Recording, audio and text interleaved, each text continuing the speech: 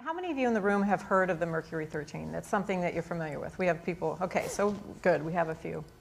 Most people, when I mention this to them, don't even know what I'm talking about, but there were a group of women who were identified actually through a private research project that was managed by Dr. Lovelace back in the late 50s, early 60s. And the idea was they wanted to test to see if women could pass the space flight program requirements. So there were a group of women who were identified that went through the testing, and there were 13 women who passed. My great aunt happened to be one of them.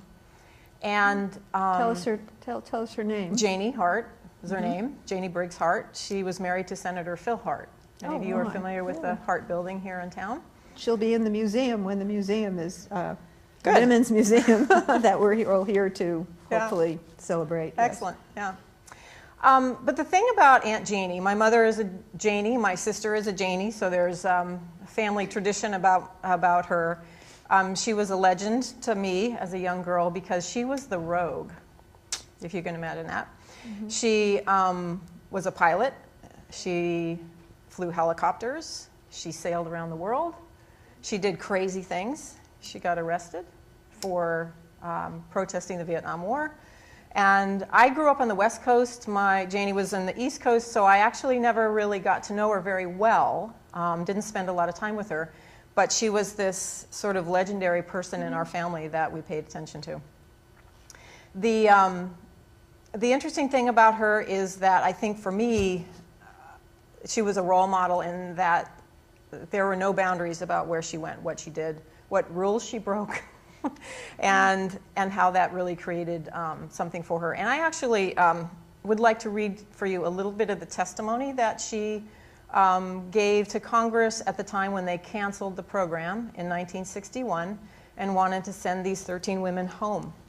It says, "It's inconceivable to me that the world of outer space should be restricted to men only like some sort of stag club."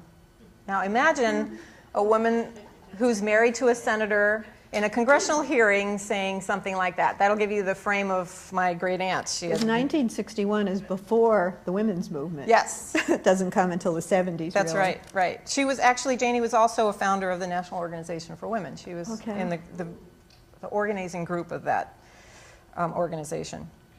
"I'm not arguing that women be admitted to space merely so that they won't feel discriminated against. I am arguing that they be admitted because they have a real contribution to make. Now, no woman can get up and seriously discuss a subject like this without being painfully aware that her talk is going to inspire a lot of condescending little smiles and mildly humorous winks." I mean, I can't believe she said this stuff to these men. But happily for the nation, there have always been men like the members of this committee, who have helped women succeed in roles that they were previously thought incapable of handling. Let's face it, for many women, the PTA is just not enough. Now, I think women should be allowed to go into space without delay. But even the extreme view that women will have to take their place in outer space for many years does not justify the cancellation of a research program that they had already begun and that would doubtlessly supply information and useful right now as well as in the future. Above all, I don't want to downgrade the feminine role of wife, mother, and homemaker. She was a true politician. It's a tremendously fulfilling role. She had 8 children, for those of you who aren't aware of that. Wow. And yeah, even at this point in her life. But I don't think either that it's unwomanly to be intelligent, to be courageous, to be energetic, to be anxious, to contribute to human knowledge. I just think we would be making a serious mistake if we assumed that women just have no contribution to make to space exploration.